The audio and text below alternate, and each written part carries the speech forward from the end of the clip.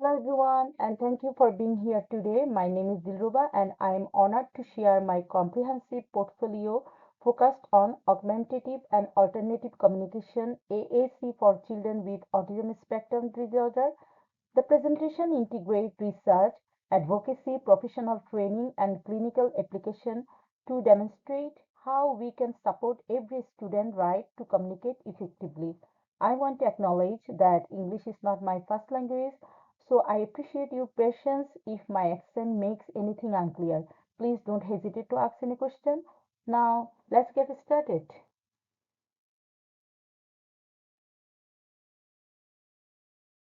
This portfolio integrates four components: a literature review that examines the effectiveness of AAC research, an advocacy letter addressed to a school board advocating for funding, AAC program, a professional training module designed for elementary school teacher on how to implement AAC strategy, and a detailed behavior plan for a real client using a high-tech AAC device. My goal is to highlight how AAC empowers communication and promote inclusion.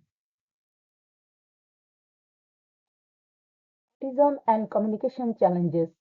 According to CDC reports, 1 in 36 children has autism and 64 to 96 face significant communication challenges, with 25 to 30% being minimally verbal or completely nonverbal.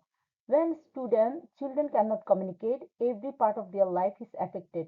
They experience frustration and social isolation and often develop challenging behaviors as their only way to express themselves.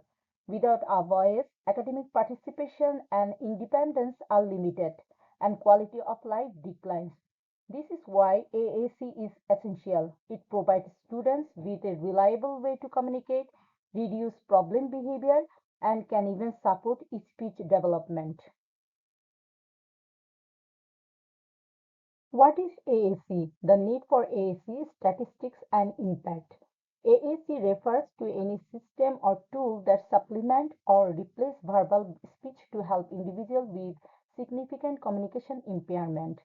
There are three primary types of AAC. Unaided AAC is communication that uses the body, such as gestures, facial expression, and even sign language. Low-tech aided AAC utilizes simple tools such as picture, card, communication board, or text to help individuals express their needs. High-tech aided AAC involves electronic devices such as speech generating devices or tablet with communication apps like Prolog to Go LAMP that produce spoken language. The purpose of AAC is to enable functional communication across all areas of a person's life. Research shows that 70 to 80% of children with autism improve their communication when given appropriate AAC support. AAC often increase verbal language by reducing pressure and providing strong language model. Early AAC lead to better independence, participation, and emotional well-being. AAC is truly life-changing. Literature review, key research finding. My literature review examined six experimental studies with over 240 participants, aged 18 months to 12 years across the US, Ireland, India, and Italy. The key findings are: first, high-tech and low-tech AAC are equally effective. It is essential to match the system to the student needs rather than the technology level. Both approaches showed similar improvement in requesting, commenting, and social interaction skills. Second, PACS achieved faster results than manual sign, taking 22 weeks versus 38 weeks for spontaneous request. Third, research by Mishra found that remote PACS delivery achieved 100% mastery, the same as face-to-face, with huge implication for accessibility. Hampton's multi-component interventions showed strong gain in joint attention and social communication. And finally, culturally adapted systems like Jello proved effectiveness across diverse populations. The consistent finding across these studies 70 to 80% of children with ASD show improved communication with AAC. Although the studies had limitations, including small samples and short duration, limited follow-up data on long-term generalization, the consistent positive result across multiple studies strongly support AAC intervention.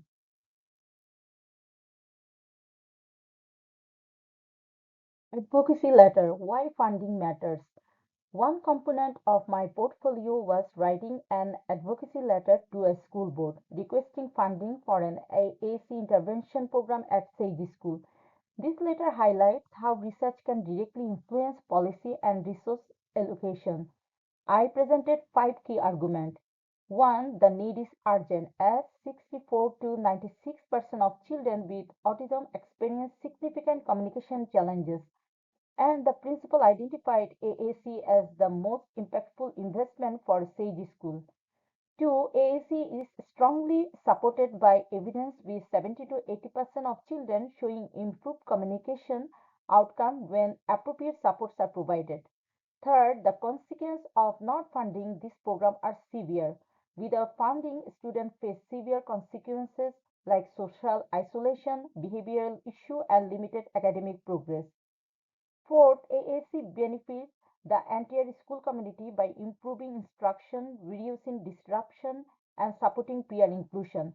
Families experience reduced stress at home as their children can express need and emotion more clearly, and students develop stronger skill for community participation in settings like medical visit and stores. Fifth, school have legal obligation under IDEA and Section 504 to provide necessary communication support, and failing to do so risks compliance issue. I also proposed a peer-mediated communication partner program where typical peers model AAC used to promote authentic inclusion. Professional training development key insight. I developed a professional training program for elementary educators that focused on building confidence and consistency in AAC implementation. The training began by defining AAC and correcting common misconceptions, especially the myth that AAC delays speech, when research clearly shows it actually supports verbal language development. I then addressed real world barrier in a school setting, including academic pacing, social setting like recess, noisy environment, limited device access, and a lack of staff training and collaboration. Third, to promote a unified team approach, the training emphasized consistent use of AAC across teachers, support staff, and families. Fourth, I introduced two key evidence-based practices, AAC modeling and systematic prompting with fading. Fifth, I incorporated ABA principles such as reinforcement, prompting hierarchies, shaping, and generalization. Finally, I added hands-on learning through a short quiz and a pack prompting practice activity. The critical message of this training is that consistency matters. When AAC is used across all environments, including classroom, therapy session, home, recess, lunch, students communicate more effectively and make meaningful progress.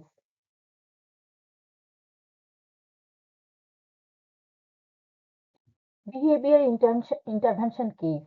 My behavior plan focused on Nubaid, a 12 years old nonverbal boy with autism and ADHD, using an iPad with Prolog to Go. He had the capability but not the consistency. At baseline, he used it functionally only 25% of the time, mostly when prompted. He had daily tantrum, self-injury 3 to 5 times daily, and elopement, but he could type 150 plus words and had strong visual skill. The goal was to independently type 3 to 5 word requests within 10 seconds, achieving 90% accuracy over 5 days. The plan included teaching across classroom, home, therapy, and community with 4 sessions daily, providing 20 opportunities. The prompting system follows a list to most hierarchy, starting with independent responding and only adding higher level prompts as needed. Reinforcement begin continuously, then shift to variable schedules, and finally natural outcome. Errors are corrected immediately through modeling, preventing the practice of mistake. Generalization is planned from the start across setting, people, materials, and natural cue. Finally, prompts and reinforcement are systematically faded using data to guide decision and move from structured to more natural teaching. Challenges for students and families. Through my portfolio work, I developed a deeper understanding of the challenging autistic student and their families face when communication is limited. For students, the emotional impact is significant, frequent frustration, anxiety, and a reduced sense of control when they cannot express their needs. Problem behaviors like tantrum, aggression, or self injury often become their only form of communication, as seen with Nubayit head heading and spinning when he could not communicate.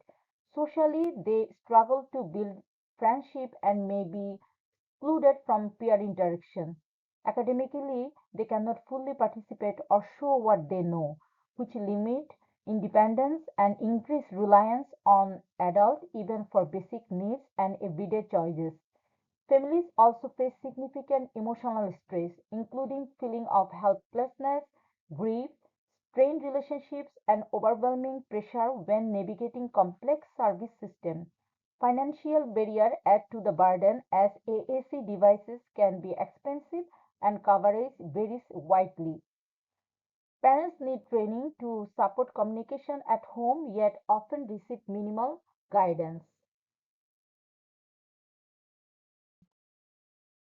Challenges in school community setting. In school, AAC users often experience challenges across several areas. Academically, fast-paced instruction and frequent transition can overwhelm students who need more time and support. Accessing an AAC device, navigating to the right page, and selecting symbols take time. Socially, typical peers speak faster than AAC allows, and unstructured time like recess or lunch can be difficult when adult support without adult support. For example, a student is trying to join a game but misses the moment because their device takes long time to respond. Noisy and distracting environment also make it harder to focus on AAC. System level issues like limited teachers training, poor team coordination, funding barriers, and staff turnover lead to inconsistent implementation and reduced effectiveness of AAC. We also face coordination challenges when an SLP teaches one approach and a teacher uses another, and in this way, student becomes confused and progress slows. Skills needed to be taught and their importance. Students need to learn essential AAC skills that empower them to communicate confidently and independently. These include accessing and navigating their device, selecting symbols or typing message, and expanding language from single word to complete sentence. They must learn to initiate communication on their own, using functional communication to meet real needs like requesting, rejecting, commenting, questioning, and expressing emotion, and generalizing this skill across different settings and people. These skills are life-changing. When students have a reliable way to express themselves, frustration decreases and challenging behavior are reduced. Communication empowers them to build independence and social connection and supports full participation in learning. Long-term strong communication lead to better opportunities for education, employment, and emotional well-being. Teaching strategy, what is most effective in the literature? The literature consistently highlights evidence-based practice that lead to strong communication outcomes. I will share some of them. AAC modeling. Adults use the device while speaking and pause to allow student responses. Systematic prompting and fading leads to most prompt with data driven fading to avoid prompt dependency. Natural environment training, embedding AAC in everyday routines to support generalization. Next, positive reinforcement, immediate reinforcement with schedule gradually thin to natural support. Peer mediated intervention, teaching peer to model and respond to AAC to boost social inclusion. And last one, functional communication training, replacing problem behavior with meaningful AAC communication. The literature also reveals that AAC interventions are most effective when multiple evidence-based strategies are integrated rather than relying on one single method. Key takeaways: AAC is evidence-based, with 70 to 80% of students showing communication gains. It empowers independence, increases participation in learning, and reduces challenging behaviors by giving students a reliable voice. System must be individualized and consistency across all settings is critical. Teachers training and family involvement are key to long-term success, and peer involvement enhances generalization and inclusion. Ultimately, communication is the foundation of learning, relationship, independence, and quality of life. This portfolio has allowed me to explore AAC from multiple perspectives. When AAC is implemented effectively, the impact is powerful. Students experience less frustration, fewer challenging behavior, and greater participation in learning and social relationships. Most importantly, their overall quality of life improves. AAC is a human right. It is more than a tool. It is a bridge to connection, learning, and dignity. With collaboration, consistency, and compassion, we can ensure every student has a voice. Here are the references in APA format.